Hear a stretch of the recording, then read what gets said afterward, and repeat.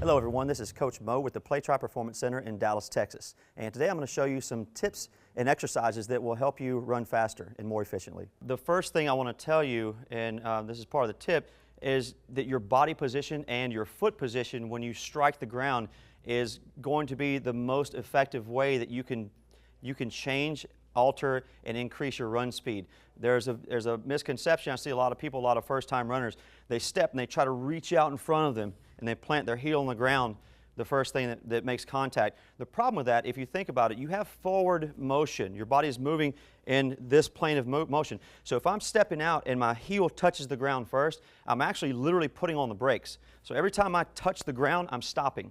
So it's actually regressing my forward progress and making it a lot harder. And also it can cause jarring up the spine. We don't want that. So the best thing that we can do when you start to run is you think of the run more of like a controlled fall. So you want to lean forward until you feel yourself start to fall, and then from there I'm literally just going to pick my foot up and then put it back down. So you notice where my foot lands versus the first time out here, okay? It's a lot closer to the midline of my body.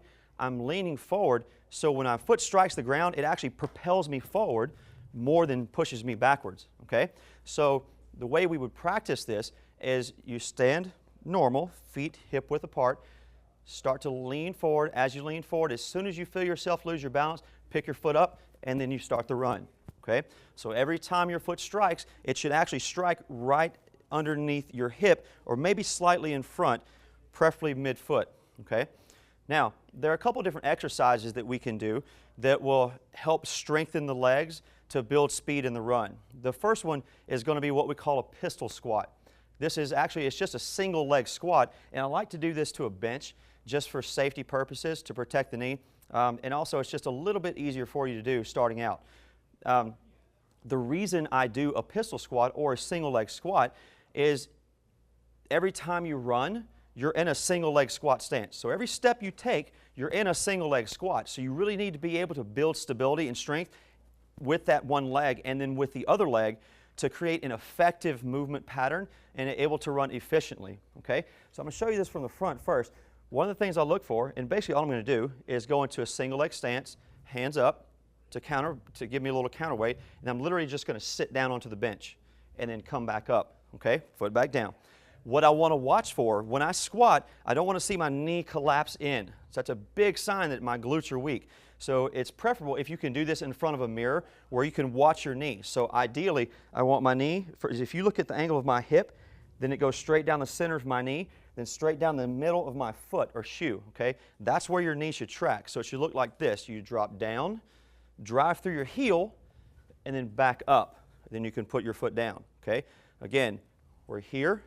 Knee is straight, then back up. If you see your knee collapsing in, try to make that adjustment, okay? It's very important also that you remember that when you push, when you stand up, you drive through your heel, not the ball of your foot. This is actually going to help strengthen the glutes, which in a lot of runners is very weak. It can cause low back pain, it can cause tight hamstrings, but for our purposes, weak glutes make you slower. So we want to strengthen the leg, but we also want to focus on the glute. Okay, so again, we're pistol squat here, sit down, then back up. Your progression from this will be to just touch and then back up. And then eventually, if you want, you can take away the step. Okay? The next thing I'm going to show you, and again, I just talked about the glutes. So when your foot is on the ground in a run, I want you to think about your glutes being in charge. That's what's stabilizing your leg. Okay? So what we're going to do is a reverse lunge. Basically, all you're going to do, again, spine is in a neutral position, hands up to keep your spine straight, step back into a reverse lunge. Now, the goal with this and the key is to make sure you keep 90% of the weight onto the front heel. Don't sit back on your back leg, okay? So the weight is on the front heel. From here, I should be able to wiggle my toes a little bit. I'm going to squeeze my glute and think about my glute pulling you back up to the neutral position. Switch feet.